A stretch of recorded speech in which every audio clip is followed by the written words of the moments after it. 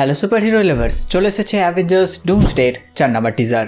এর আগে আমি তৃতীয় টিজার যেটা ফোকাস ছিল এক্সপ্যানের ওপর, সেটা ব্রেকডাউনের সময় বলেছিলাম যে 4 নম্বর টিজারে কি দেখাবে দেখাই যাক, আর সেদিনই লিক হয়ে যায় এই টিজারটি।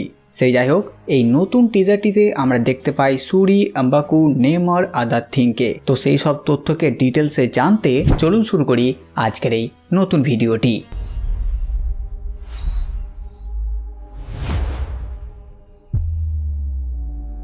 টিজারে এগিয়ে যাওয়ার আগে যদি আপনারা ডুমসডের আগের 3টি টিজারের ব্রেকডাউন দেখেননি তো সেটা আগে দেখে নেবেন। আর থাকলো আজকের নতুন টিজারটি, তো টিজারের শুরুতে দেখানো হয় মরুভূমি, আর সুরি সেই মরুভূমির দিকেই এগিয়ে যাচ্ছে। ব্যাকগ্রাউন্ডে তার ভয়েস আমরা শুনতে পাই, সে বলে সে সবাইকে হারিয়ে ফেলেছে। তারপর আমরা দেখি নেমরকে, যে একটি সিংহাসনে বসে আছে আর এখানে তার কাছে আছে নতুন আউটফিট। তারপর দেখা যায় সুরি আর আম্বাকু সেই মরুভূমিতে একসাথে হেঁটে যাচ্ছে। তারপর আম্বাকু নিজের পরিচয় দেয় যে সে হচ্ছে আম্বাকু, ওয়াকান্ডার রাজা। আর তারপর দেখা যায় দ্য ফ্যান্টাস্টিক ফোর মুভির বেন গ্রিমকে, মানে সেই দ্য থিংকে, যে বলে যে সে হচ্ছে বেন আর নিজের অ্যাড্রেসটা বলে। আর তারপর টিজারের শেষে দেখা যায় সুরি আর আম্বাকু তাদের জাহাজের দিকে যাচ্ছে, আর সুরি কাউকে দেখে ওয়াকান্ডা ফরএভারে সাইন করে। আর এইভাবেই টিজারটি শেষ হয়ে যায়। কিন্তু এখানে অনেক কিছুর ক্লু আমাদের দিয়ে দেয় এই টিজার। শুরুতে দেখি সুরিকে, যে ব্ল্যাক প্যান্থারের স্যুট পরে মরুভূমিতে একা হেঁটে যায়, আর সে বলে সে তার জীবনে সবকিছু হারিয়ে ফেলেছে। আর আমরা যারা ওয়াকান্ডা ফরএভার মুভি দেখেছি আমরা তো জানি এই লাইনের মর্ম কি। সে নিজের ভাইকে হারিয়েছে, নিজের মাকেও হারিয়ে ফেলেছে, আর তারপর ওয়াকান্ডা ছেড়ে চলে যায়, নিজের রাজত্ব ছেড়ে একজন ওয়ারিয়ারের রাস্তা বেছে নেয় সে। তার সাথে এখানে আরো একটি লাইন আমরা শুনতে পাই, যেখানে সে বলছে একজন রাজা নিজের প্রজাদের পরকালের জন্য প্রস্তুত করে। এবার পরকাল মানে মৃত্যুর পরের পৃথিবীকেই বোঝায়, মানে আফটার লাইফ। কিন্তু এখানে যেহেতু ডুমসডের ইভেন্ট, তাই এখানে এই ডুমসডেকেই পৃথিবীর জন্য শেষ দিন বলা হচ্ছে। আর এমনিতেও ডুমসডের বাংলা মানে হচ্ছে কিয়ামতের দিন। এবার যেহেতু এই মুভির ইভেন্ট পুরো মাল্টিভার্স জুড়ে আর সব ইউনিভার্সে ইনকারশন হচ্ছে, আর এতে বিভিন্ন ইউনিভার্স ধ্বংস হচ্ছে, তাই এই ধ্বংসের পরে মানে কিয়ামতের পর প্রজাদের কেমন লাইফ দেবে একজন রাজা, সেটাকেও ইঙ্গিত দেয়। আর তাছাড়া বিভিন্ন সোর্স তো আফটার লাইফ বলতে ডুমের ব্যাটেল ওয়ার্ল্ডকেও বলছে, কারণ পুরো মাল্টিভার্স শেষ হবার পর ডুম বিভিন্ন ইউনিভার্সের টুকরো নিয়ে ব্যাটেল ওয়ার্ল্ড বানায়, আর টেকনিক্যালি সেটাকে আফটার লাইফও বলা চলে। সাথে ডুম তো একজন রাজাও বটে। এখানে সুরি তার নতুন ব্ল্যাক প্যান্থার স্যুট পরে আছে, কারণ এটাতে আমরা কিছু নীল রঙের এলিমেন্ট যুক্ত হতে দেখেছি এই স্যুটের মধ্যে। আর এখানে সুরি একটি মরুভূমিতে হেঁটে যাচ্ছে, আর এই মরুভূমিটি ওয়াকান্ডাতেই আছে। মানে ওয়াকান্ডা ফরএভারে আমরা দেখেছিলাম ফাইনাল ফাইটটি একটি মরুভূমিতে হয়েছিল, আর এই মরুভূমিটি সেটি হবার চান্সই বেশি। কিন্তু এখানে একটি নোটিস করার বিষয় হচ্ছে এই মরুভূমিতে টালোকানরাও আছে, আর তাদের রাজা নেমরও সেখানে উপস্থিত। সে একটি সিংহাসনে বসে আছে, সে আছে নিজের কমিক অ্যাকুরেট কোট স্টাইল পোশাকে। ফালতু নাকের আর কানের জিনিসগুলো নেই, যেটা সত্যি ভালো করেছে রুসো ব্রাদার্স। এই নেমারের স্যুটের ডিজাইনে এক মাছের আঁশের মতো কিছু জিনিস লক্ষ্য করা যায়, যেটা রেফারেন্স দেয় যে সে হচ্ছে জলের রাজা। তার পাশে রয়েছে নামোরা। তো নেমোরার আউটফিটটা লক্ষ্য করার মতো, সে মুখে মাস্ক লাগিয়ে আছে, যেটা টালোকানরা তখনই লাগায় যখন তারা সারফেসে আসে। আর এখানে তো তারা মরুভূমিতে এসেছে। আর তাছাড়া পাখনার মুকুটের মতন পরে আছে সে, আর হাতে তার একটি বর্ষা। আর এটা নেমোরার সাধারণ আউটফিট না, এটা সে তখনই পরে যখন সে লড়াইয়ে যায়, কারণ তাকে আমরা এমন ভাবে লড়াইয়ের মাঝে ওয়াকান্ডা ফরএভারেও দেখেছি, যার মানে তারা তৈরি হয়ে এসেছে লড়াইয়ের জন্য। টালোকানদের সৈন্যরাও আর্মার পরে আছে সেখানে, আর তারা বিল্ডিং এর দিকে তাকিয়ে আছে। আর এই ডিটেলসটা খুবই গুরুত্বপূর্ণ। এটা কোনো মন্দিরের মতন মনে হচ্ছে, যেটা এই মরুভূমিতে অবস্থিত। এবার এটা কি টালোকানদের নাকি ওয়াকান্ডিয়ানদের? টালোকানদের তো হবে না, কারণ তারা জল ছেড়ে মরুভূমিতে এটা বানাতে যাবে কেন? আর তাছাড়া এটা কি মাটি ফেরে ওপরে উঠেছে? আর যদি এটা হয় তাহলে তো আরো অনেক প্রশ্ন আমাদের এই বিল্ডিংটি দিয়ে দেয়। কারণ নেমর একজন রাজা, যে পরিস্থিতি একদম চরম পর্যায়ে না পৌঁছালে সমুদ্র ছেড়ে বাইরে আসে না। কারণ টালোকানরা তো জলের নিচেই থাকে, আটলান্টিক মহাসাগরের নিচে, তাদের পুরো শহর সেখানেই অবস্থিত। তাহলে নেমরের সিংহাসন জলের ওপরে কেন? তাহলে কি তারা কোনো কারণের জন্য জলের বাইরে এসেছে? সচরাচর তো তারা এমন করে না। নাকি সমুদ্রের জল শুকিয়ে মরুভূমি হয়ে গেছে? হ্যাঁ জানি এটা শুনে অনেক ডার্ক মনে হতে পারে, তো আমি একটু আপনাদের বুঝিয়ে দিই। চাঁদের মাধ্যাকর্ষণ শক্তির জন্য আর তার অবস্থানের জন্য জোয়ার ও ভাটা হয়। জোয়ারের সময় জল উপরে ওঠে, আর ভাটার সময় জল কমে যায়, মানে নিচে চলে যায়। জল কিন্তু শেষ হয় না, এটা কমা বাড়া করে। এবার যেহেতু প্রতিটা ইউনিভার্সে ইনকারশন হচ্ছে, তো একটি পৃথিবী অন্য পৃথিবীর সাথে ধাক্কা খাবে, আর এতে হবে গ্র্যাভিটেশনাল অ্যানোমালি। একটি ম্যাসিভ অবজেক্ট পৃথিবীর বাইরে, আসলে অন্য একটা পৃথিবী, যেটা চাঁদের থেকেও বড়। আর তাতে হয়তো সমুদ্রের জল এত নিচে নেমে গেছে যে মনে হচ্ছে যে পুরো সমুদ্রই শুকিয়ে গেছে। আর সাধারণত জল তো কোথাও যায় না, আর এই কারণে হতে পারে জল কমে কমে গেছে আর তাতে পুরো টালোকানের শহরই জলের বাইরে চলে এসেছে।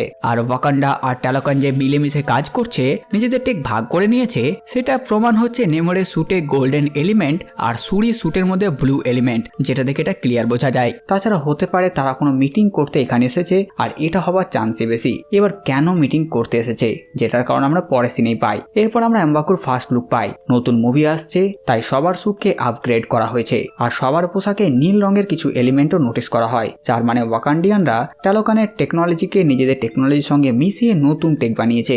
এখানে এমবাকু নিজেকে ওয়াকান্ডার রাজা বলে পরিচয় দেয়। এবার যদি আপনারা ভাবছেন কবে রাজা হলো, তো আমি আপনাদের ওয়াকান্ডা ফরএভারের শেষ সিনের ব্যাপারে বলবো, যেখানে ওয়াকান্ডিয়ানদের ট্র্যাডিশনাল ফাইটে এমবাকু এসে চ্যালেঞ্জ করে রাজাকে, কিন্তু সেখানকার বর্তমান রাজা সুরি সেই ফাইটে ছিলই না, সে তার ভাইপোর কাছে চলে গেছিল।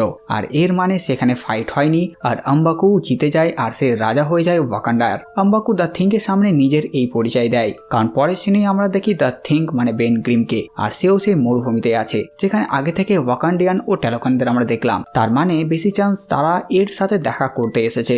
এবার দ্য থিং এখানে কি করে এলো, তো এর জবাব আমরা থান্ডারবোল্টস মুভির পোস্ট ক্রেডিট সিনে দেখেছিলাম। ফ্যান্টাস্টিক ফোর এর স্পেসশিপ দেখানো হয়েছিল সেখানে। এবার হতে পারে সেই শিপে করে পুরো ফ্যান্টাস্টিক ফোর এসে পৃথিবীতে আলাদা আলাদা টিমের সাথে দেখা করতে গেছে, কিংবা মাত্র বেন গ্রিম আর রেড রিচার্ড বা হিউম্যান টর্চ এসেছে আর বাকিরা গেছে অন্য ইউনিভার্সে, কারণ সময় খুব কম, বা সবাই অন্য অন্য ইউনিভার্সে চলে গেছে, কারণ ইনকারশন তো মাল্টিভার্সে হচ্ছে। তাই আর্থ 828 থেকে শুধু বেনই এসেছে 616-এ। এমবাকুর কথাতে বেন গ্রিম নিজের পরিচয় দেয় আর সে যেখানে বাস করে সেটার ঠিকানা বলে, যে সে ইয়ানসি স্ট্রিটের বাসিন্দা ব্রুম অ্যান্ড গ্র্যান্ডের পাশে, আর কমিক্সে সে এই ঠিকানাতেই বসবাস করত। এমনকি মুভিতেও এই জায়গাটা দেখানো হয়েছিল যখন সে একটি গাড়িকে তুলে নিয়ে বাচ্চাদের দেখায়। এখন আমরা অবশেষে ওয়াকান্ডিয়ান্স আর ফ্যান্টাস্টিক ফোরের মধ্যে একটি টিম আপ বা ক্রস ওভার পেতে চলেছি। আর যদি কথা বলি কমিক্সের, তো ব্ল্যাক প্যান্থারকে প্রথম দেখানো হয়েছিল ফ্যান্টাস্টিক ফোর কমিক্সের 1966 সালের বারিশুতে, আর তাই এদের একসাথে দেখতে পেয়ে কমিক্স ফ্যানরা তো খুব খুশি। এরপর দেখা যায় সুরি আর এমবাকু একটি ওয়াকান্ডিয়ান শিপে উঠছে আর যাবার আগে সুরি ওয়াকান্ডা ফরএভারের সাইন করে। তারপর লেখা ওঠে Wakandians and the Fantastic Four will return in Avengers Doomsday, আর টিজারটি শেষ হয়ে যায়। এবার অন্য ইউনিভার্স থেকে আসার মানেই হচ্ছে বিশাল বড় কিছু তো অবশ্যই ঘটেছে। আর সুরি বা কার দিকে তাকিয়ে সাইনটা করলো। নেমরকে তো এই সাইন করেছে দেখাবে না, কিংবা বেন গ্রিমও বুঝবেন এর মানে। তাহলে কি বেন গ্রিম নিজের সাথে অন্য কোনো ইউনিভার্সের কোনো ব্ল্যাক প্যান্থারকে এখানে এনেছে? কারণ ওয়াকান্ডার লুকিয়ে থাকে, কেউ তার লোকেশন জানে না, চারিদিকে সিল্ডে ঘেরা তারা। তাহলে থিং ওয়াকান্ডাতে এসে পড়লো কি করে? এটা কি শুধু কোনো কোইন্সিডেন্ট, নাকি তার সাথে থাকা ব্ল্যাক প্যান্থার যে নিজের ইউনিভার্সকে হারিয়েছে আর সেই জানে ওয়াকান্ডা কোথায়, আর সেই নিয়ে এসেছে থিংকে সেখানে, আর সুরি তাকেই এই সাইন করে দেখায়। আর এটা সত্যি হলে আমরা নতুন এক ব্ল্যাক প্যান্থারকে দেখবো, যে হচ্ছে সেই ইউনিভার্সের টিচালা। বিভিন্ন সোর্স তো রুমার ছড়িয়েছে যে ড্যামসন ইনরিজ নতুন ব্ল্যাক প্যান্থারকে প্লে করতে পারে, আর তাই এটা হলেও হতে পারে, কারণ কমিক্সেও ইনকারশনের ব্যাপারে প্রথম ব্ল্যাক প্যান্থার টিচালাই জানতে পেরেছিল, কারণ ওয়াকান্ডাতেই প্রথম হয়েছিল ইনকারশন। কিন্তু তাছাড়া এমন হতে পারে বেন গ্রিম তো একজন সায়েন্টিস্ট, তো সে কোন রকম ভাবে ভাইব্রেনিয়ামের সিগন্যাল পেয়ে এসে পড়েছে সেই মরুভূমিতে, যেটা কিনা ওয়াকান্ডার বাইরে আর টালোকানের পাশে, কারণ এই দুই দেশের কাছে আছে ভাইব্রেনিয়াম। এছাড়া এই ফ্যান্টাস্টিক ফোর শিপের ব্যাপারে প্রথমে থান্ডারবোল্টস মুভিতে দেখানো হয়েছিল,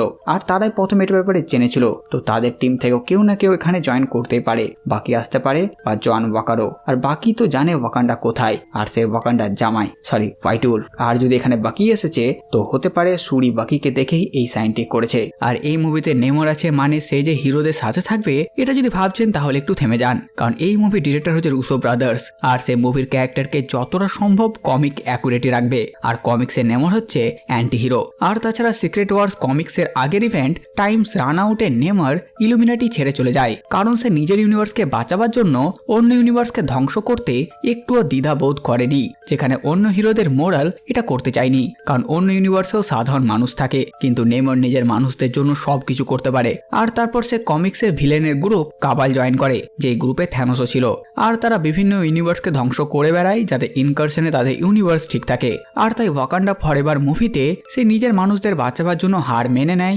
তাই যদি ডুমসডে মুভিতে ডুম এসে নেমরকে অফার দেয় যে তুমি আমার সাথে যোগ দাও, বদলে টালোকানে সবাই বেঁচে থাকবে, তাহলে কিন্তু নেমর একটিবারও ভাববে না টিম পরিবর্তন করার আগে।